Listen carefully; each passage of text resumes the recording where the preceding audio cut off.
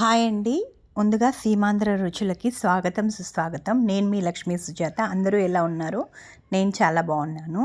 ముందుగా నేను ఇక్కడ 1/2 కిలో చికెన్ని క్లీన్గా కడిగి ముక్కలుగా కట్ చేసుకొని, బోన్లెస్ అండి ఇది. ఇందులో కొద్దిగా పసుపు, సరిపడా సాల్ట్ వేసుకున్నాను. అలాగే ఒక స్పూను, పెద్ద స్పూన్ నిండా అల్లం వెల్లుల్లి పేస్ట్ వేసాను. అలాగే ధనియాల పొడి 1.5 స్పూన్ వరకు వేసుకోండి. ఇంతకు నేనేం చేస్తున్నానో చెప్పలేదు కదండి. పకోడీ చేస్తున్నాను. అలాగే ఒక పెద్ద స్పూన్ నిండా కారం వేసుకోండి. ఇది చికెన్ పకోడీ, అందుకే ఇలా అన్నీ వేసి కలుపుకుంటున్నాను. గరం మసాలా కూడా ఒక టేబుల్ స్పూన్ నిండా వేసుకోండి.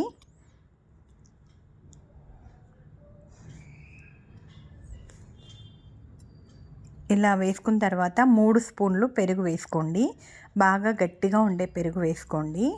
మీగడ వేసుకున్నా పర్వాలేదు. పెరుగులో మీగడ గట్టిగా ఉండాలి, అంటే అప్పుడే ముక్కకి బాగా పడుతుందన్నమాట మనం కలిపి పెట్టడం వలన. ఇప్పుడు వచ్చేసి ఒక స్పూన్ నిండా బియ్యం పిండి వేసుకోవాలి, పెద్ద స్పూను. అలాగే ఒక స్పూన్ నిండా శనగపిండి వేసుకోవాలి. అలాగే కార్న్ఫ్లోర్ ఉంటుంది కదా, కార్న్ఫ్లోర్ కూడా ఒక స్పూన్ వేసుకోవాలి. ఏ స్పూన్తో అయితే బియ్యం పిండి వేసానో, శనగపిండి వేసానో దాంతోటే కార్న్ఫ్లోర్ కూడా వేసుకోండి.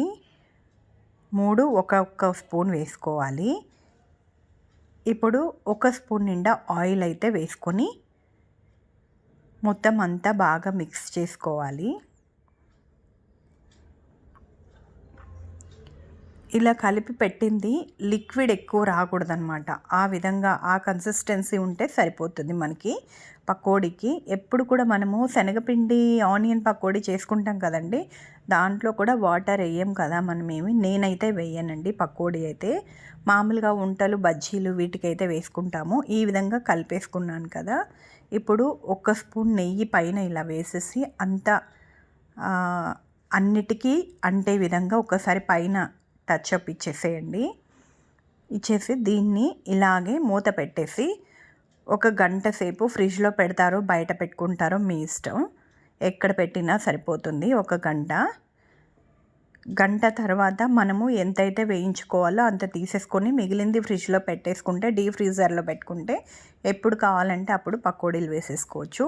ఇప్పుడు మూత పెట్టేసి నేను దీన్ని అయితే ఒక గంట సేపు పక్కన పెడుతున్నాను. తర్వాత గంట తర్వాత స్టవ్ మీద ఒక ప్యాన్ పెట్టేసుకోండి. అలా స్టీల్ ప్యాన్ అయితే బెటరు, తొందరగా వేగుతాయి. ఇలా స్టీల్ ప్యాన్ ఒకటి పెట్టేసుకొని ఆయిల్ అయితే వేసుకోవాలి ఫ్రై చేసుకోవడానికి. ఈ ఆయిల్ని బాగా హీట్ చేయండి. హీట్ చేసిన తర్వాత సిమ్లో పెట్టుకోవాలి. మధ్య మధ్యలో మీడియం ఫ్లేమ్లోకి మార్చుకుంటూ అయితే మనము పకోడీలు వేసుకోవాలి. ఇప్పుడు ఇది హీట్ అవుతూ ఉంది. మనము చికెన్ కలిపి పెట్టాం కదా, దాన్ని నేనైతే బయటే పెట్టేశానండి. ఈ విధంగా బాగా ప్రతి ముక్కకి పట్టేసింది. ఇప్పుడు దీనిని మనము పకోడీలాగా ఫ్రై చేసేసుకోవాలి. ఈ చికెన్ని వేసేటప్పుడు హై ఫ్లేమ్లో ఉంచిన ఫ్లేమ్ని అడ్జస్ట్ చేసుకుంటూ మనము చికెన్ అయితే చేసుకోవాలి.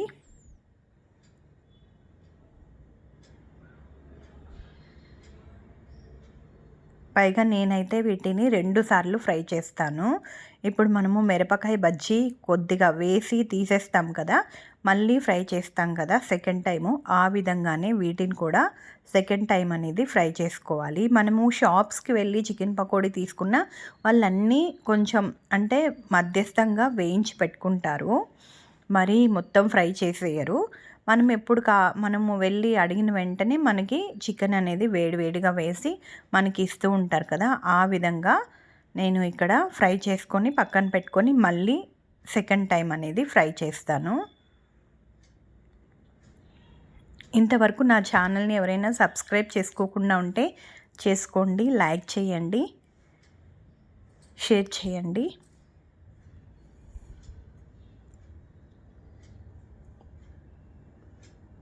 నా ప్లేలిస్ట్లో నా వీడియోస్ అన్నీ కూడా ఉన్నాయండి, నా సీమాంధ్ర రుచులు ప్లేలిస్ట్లో. ఒక్కసారి అందరూ వాచ్ చేయండి. ఈ విధంగా కలుపుకుంటూ అన్ని వైపులకి సెగ అనేది తగలాలి. అన్ని వైపులా కూడా ముక్క అనేది బాగా వేగితే మనకి పర్ఫెక్ట్ పకోడీ అనేది రెడీ అవుతుంది.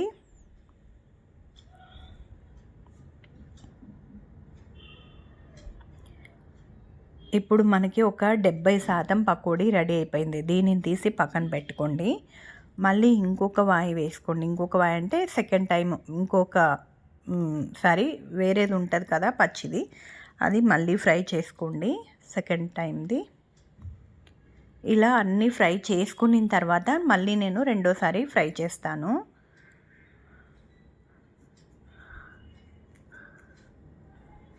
ఆయిల్ దీనికి కొంచెమే తీసుకోండి, ఎందుకంటే ఈ ఆయిల్ మహా అంటే మనము 2 సార్లే వేయించుకుంటాం. నేనైతే ఇప్పుడు ఫ్రై చేస్తున్నాను కదా, ఇంకొకసారి ఫ్రై చేసేసి తర్వాత నేను తీసేస్తాను ఈ ఆయిల్ని.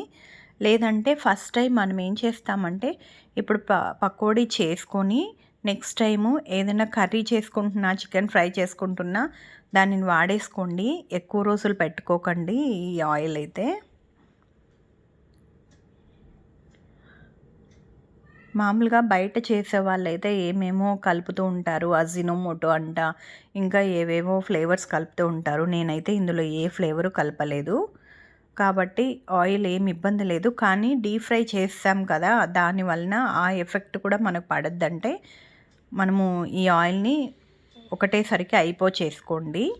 ఇప్పుడు నెక్స్ట్ టైంకి ఏదో బిర్యానీలో కానీ చికెన్ ఫ్రైలో కానీ వేసేసి చేయండి, అక్కడికి నీట్గా ఉంటుంది.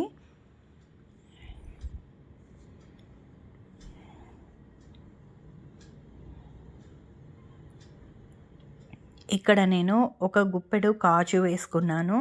అలాగే కొంచెం కరివేపాకు వేసేసుకొని వేపుతున్నాను.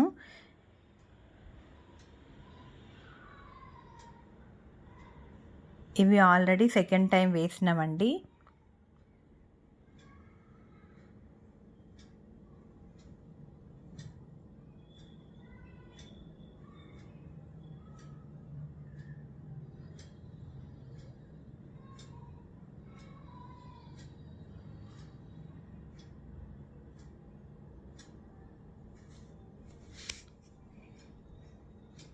ఇప్పుడు మళ్ళీ సెకండ్ టైం ఇంకొక వాయి వేస్తున్నాను.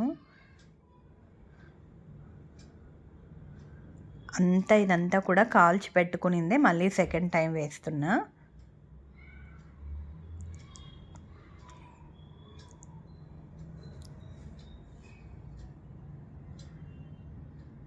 కరివేపాకు కూడా, ఈ కరివేపాకు ఇందులో కలిపి వేస్తున్నాను. పచ్చిమిర్చి, కరివేపాకు అప్పటికప్పుడు కలిపి వేస్తున్నాను.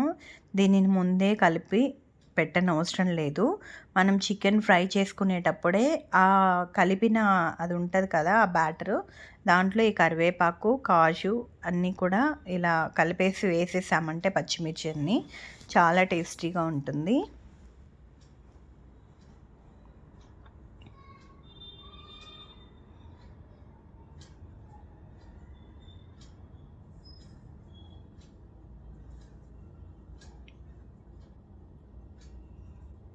చూసారు కదా, చాలా ఈజీగా మనము చికెన్ పకోడీ అనేది ఇంట్లోనే చేసుకోవచ్చు. నచ్చితే లైక్ చేయండి, షేర్ చేయండి, కామెంట్ చేయండి. ఇదిగోండి, ఈ మిరపకాయ కూడా చాలా టేస్టీగా ఉందండి. నేను కొరికి చూశాను. అలాగే ఉప్పు, కారం కానీ అన్నీ పర్ఫెక్ట్గా ఉన్నాయి. లైక్ చేయండి. Thank you.